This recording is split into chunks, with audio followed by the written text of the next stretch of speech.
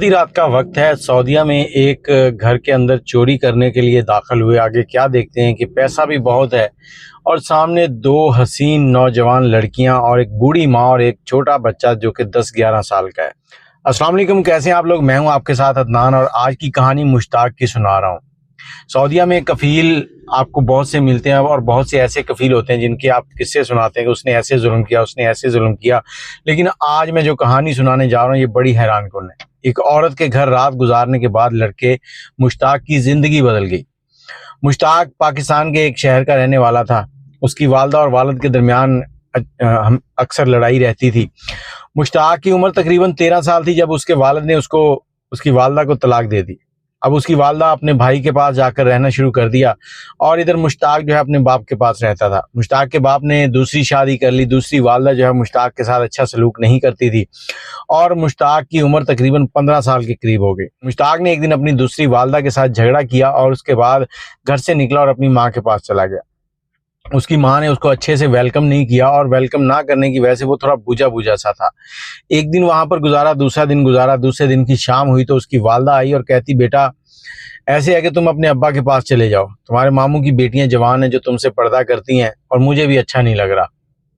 بیٹا بوجھل قدموں سے اس گھر سے نکلا اور رات کا ٹائم تھا اور بہت پریشان تھا۔ ایسے لگ رہا تھا جیسے اس کے اوپر آج ساری دنیا جو ہے وہ تنگ ہو گئی ہے۔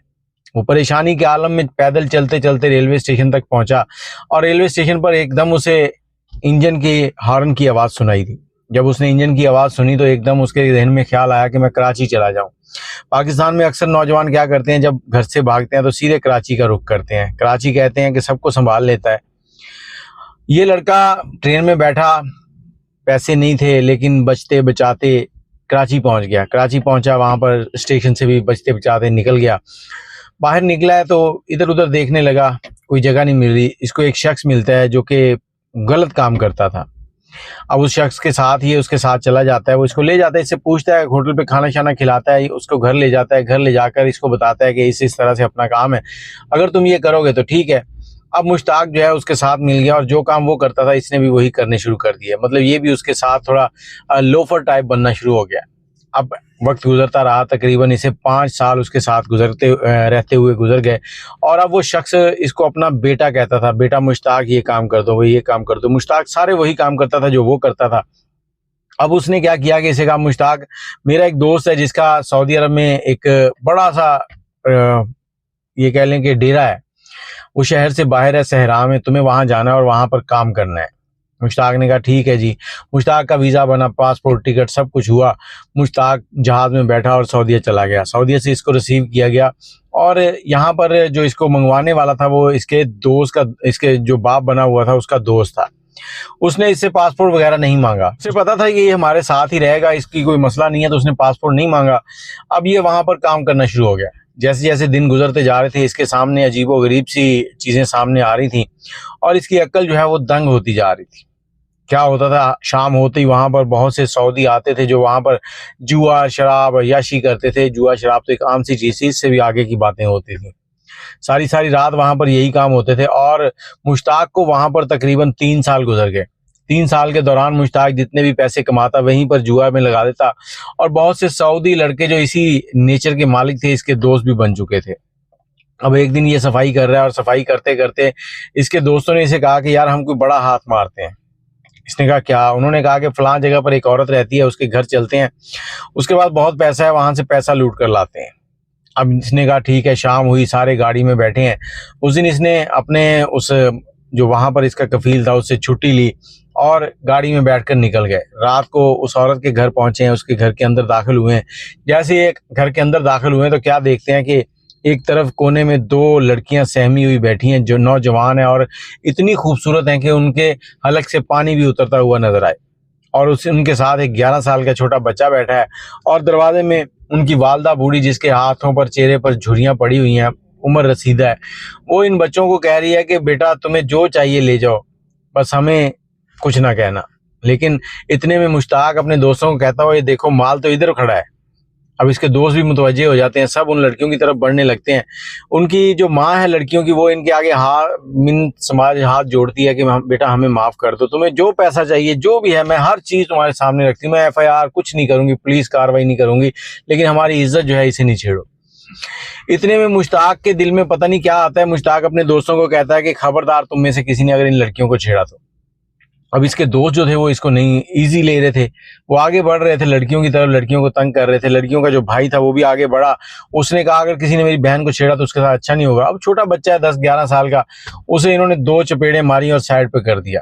بچہ رو رہا ہے, سسکیاں بھر رہا ہے, اور مشتاق جو ہے وہ سامنے آ کے کھڑا ہو گیا. مشتاق نے اپنا ہتھیار نکالا اور کہا کہ دیکھو آج ہماری دوستی بھی ختم ہو جائے گی, اگر تم لوگوں نے اپنے قدم نہ روکے تو میں تم لوگوں کو چھوڑوں گا نہیں. اب سارے دوست جو ہیں وہ پیچھے ہٹ گئے, انہوں نے پیسہ بھی وہیں چھوڑا, سب کچھ چھوڑا. ان کے درمیان میں ایک بدمزگی سی ہو گئی تھی. سب کچھ چھوڑ کر یہ واپس نکل رہے ہیں, پیچھے سے اس عورت نے کہا کہ بیٹا اللہ تیرا بھلا کرے اور اللہ تجھے ایسے ہی نوازے جیسے تو نے آج میری بچیوں کی جان بچائی ہے, اللہ تعالیٰ تجھے خوش رکھے. اس طرح سے وہ عورت دعائیں دے رہی ہے, اور اللہ تجھے ایسا رزق دے جو حلال ہو. اب یہ سب گاڑی میں بیٹھے اور گاڑی چلنا شروع ہوگی. رات کا ہی ٹائم ہے, صبح فجر کا ٹائم ہونے والا ہے, اور گاڑی چلتی جا رہی ہے. اب یہ لوگ پریشان تھے, سب خاموشی ہے کہ آج ہم نے کیا کیا. رستے میں ایک جگہ پر مشتاق جو ہے اپنے ساتھیوں کو کہتا ہے کہ گاڑی روکو. گاڑی روکی ہے. گاڑی رکنے کے بعد اس نے کہا کہ مجھے اتار دو. اسے اتارا اور وہ سب اپنے گھروں کو چلے گئے. مشتاق بوجھل قدموں کے ساتھ پیدل چلتا ہی جا رہا ہے اور سوچ رہا ہے کہ میں کیا کر رہا ہوں ساری زندگی سے. اب اس کی کانوں میں اس عورت کی دعائیں گونج رہی ہیں جو اس نے اس کو بیٹا بیٹا کہہ کر دی تھی. اتنے میں فجر کی اذان ہوتی ہے اور نزدیک اس کو ایک مسجد نظر آتی ہے. بڑی مسجد تھی. یہ مسجد کی طرف چل پڑا اور اس نے جا کے مسجد میں وضو کیا. وضو کرنے کے بعد نماز ادا کی جماعت کے ساتھ, اور نماز ادا کرنے کے بعد یہ اسی مسجد میں ایک کونے میں جا کر لیٹ گیا. جیسے یہ لیٹا تو اس کی آنکھ لگ گئی, اور آنکھ لگنے کے بعد جب آنکھ دوبارہ کھلی تو ظہر کا ٹائم ہو چکا تھا. ظہر کی نماز کے لیے وہاں پر امام مسجد جو ہیں وہ اذان دے رہے تھے. اب یہ اٹھا, اس نے اٹھنے کے بعد نماز پڑھی ہے. نماز پڑھ کے پھر وہیں پر بیٹھنے لگا تو امام مسجد نے اس کو دیکھا اور اس کی طرف چلتے ہوئے آئے. نہایت ادب کے ساتھ اسے پوچھا بیٹا کیا مسئلہ ہے, خیر ہے, تم صبح بھی آئے ہو اور یہیں پر سو گئے ہو, تمہاری وجہ سے میں نے مسجد کے دروازے کو تالا نہیں لگایا اور AC چلتا چھوڑ گیا تھا, تو کیا مسئلہ ہے. اب انہوں نے اتنے پیار سے پوچھا تھا, اور دوسری طرف مشتاق جو ہے وہ اندر سے بھرا ہوا تھا. اس نے امام مسجد کو بتایا کہ میں اس طرح سے ساری زندگی گزری ہے, پورا اپنا قصہ سنا دیا. امام مسجد نے کہا کہ اب دیکھو اللہ تعالیٰ تمہارے اس ارادے کو پکا کرے اور تمہیں مزید اس میں پختہ رہنے کی توفیق دے اور تمہاری مشکلات آسان کرے, لیکن یہ جو مسجد ہے یہ رہنے کے لیے نہیں ہے, تو تم میرے ساتھ میرے گھر چلو, تو میں تمہیں وہاں پر رہنے کے لیے جگہ دیتا ہوں, انشاءاللہ اللہ بہتر کرے گا. اب مشتاق ان کے ساتھ چلتا ہے. سعودیہ میں کیا ہوتا ہے کہ مہمانوں کے لیے نا ایک پورشن الگ سے بنایا جاتا ہے جو گھر سے بالکل الگ ہوتا ہے, تاکہ گھر کی عورتوں کو اس سے کوئی مسئلہ نہ ہو. اسے وہ کمرے میں ٹھہراتا ہے, اور اس کے بعد کچھ دن یہ وہاں پر ٹھہرتا ہے. ٹھہرنے کے بعد یہ امام مسجد کے ساتھ کام کرنا شروع کر دیتا ہے. تو امام مسجد سے یہ بہت کچھ سیکھتا ہے, ان کے ساتھ مسجد جانا, ان کے کام شام, یہ وہ. ان کا کوئی خاص کام تو نہیں تھا, وہ امام تھے مسجد کے, بس تھوڑی بہت دکان تھی, نارمل جو کام ان کے تھے. اب یہ ان کے ساتھ رہنا شروع ہو گیا, ان کو اس کے اوپر ٹرسٹ ہو گیا. کافی دن گزر گئے تو امام مسجد نے ایک دن اسے کہا کہ تم نے کبھی چوری کی ہے؟ تو مشتاق کہتا نہیں میں نے کبھی چوری نہیں کی. تو امام مسجد نے کچھ چیزیں پوچھی, اس کے بعد انہوں نے اس کی ایک CV تیار کی اور اپنے ایک دوست کو دی کہ یہ میرے پاس ایک لڑکا ہے, اس کو اپنے پاس رکھ لو. ڈرائیوری مشتاق کو آتی تھی. اب ان کی کمپنی میں یہ ڈرائیور لگ گیا, لیکن انہوں نے اسے کہا کہ تم نے باہر جب جانا ہے تو احتیاط کرنی, کیونکہ تمہارا ابھی لائسنس نہیں ہے. امام مسجد نے کہا کہ بہت جلد تمہارا لائسنس بھی بنوا دیں گے, تمہاری ٹرائی دلوا کے, جو کلاسز وغیرہ ہوتی ہے وہ سارا پروسیس ہوگا. اب مشتاق جو ہے اس کمپنی میں کام کرنا شروع ہو گیا. مشتاق کو کام کرتے ہوئے 1 سال گزر گیا. مشتاق جتنے پیسے کماتا اپنے پاس ہی رکھتا, اور اس نے الگ سے کوارٹر لے لیا تھا جہاں پر یہ رہتا تھا, اور ہر جمعے والے دن امام مسجد جس مسجد میں نماز پڑھاتے تھے وہاں جا کر نماز پڑھتا تھا. اب یہ نماز پڑھنے کے بعد ان سے ملاقات بھی ہوتی, کھانا شانا اکٹھا کھاتے. 1 سال کے بعد امام مسجد نے اسے کہا کہ کیا تم میرے اوپر یقین رکھتے ہو؟ تو مشتاق کہتا ہے جی ہاں میں یقین رکھتا ہوں. تو انہوں نے کہا کہ جو تم تنخواہ کے پیسے بچتے ہیں نا وہ مجھے دے دیا کرو, میں انہیں جمع کرتا رہوں گا. تقریباً 1 سال اور گزر گیا اور کافی پیسے جمع ہو گئے تھے. تو امام مسجد مشتاق کے پاس آئے اور کہتے کہ فلاں جگہ پر ایک عمارت جو ہے وہ سیل ہو رہی ہے, اگر تم چاہو تو ہم مل کے اسے لیتے ہیں. آدھے پیسے تمہارے آدھے میرے، اور یہاں پر جو عمارت ہے کچھ بھی ہے وہ تم خود نہیں لے سکتے، وہ میرے نام پہ خریدی جائے گی، تو میں اسے خریدوں گا لیکن ہوگی ہماری آدھی آدھی۔ مشتاق نے کہا ٹھیک ہے۔ اب وہ عمارت خریدی گئی ہے، اس کے بعد کچھ وقت گزرا تو وہ عمارت ڈبل قیمت میں سیل ہو گئی، ان کے پاس اچھے خاصے پیسے آ گئے، پھر ایک عمارت خریدی، اسی طرح سے کام چلنے لگا۔ اور مشتاق جو ہے وہ کہتا ہے کہ میں نے اپنی جاب چھوڑی اور اب میں امام مسجد کے نام پر پراپرٹی کا کام کرتا تھا، آدھا پروفٹ ان کا ہوتا تھا آدھا میرا ہوتا تھا، پیسے بھی آدھے آدھے لگاتے تھے، اسی طرح زندگی چلنے لگی اور میں اپنی حلال روزی کمانے لگا، اور میں ہر روز اس عورت کو دعائیں دیتا تھا جس نے میرے لیے دعا کی تھی، اور اس کی دعا کی بدولت اللہ تعالیٰ نے میرے اوپر کرم کیا اور مجھے ہدایت کے راستے پر چلا دیا۔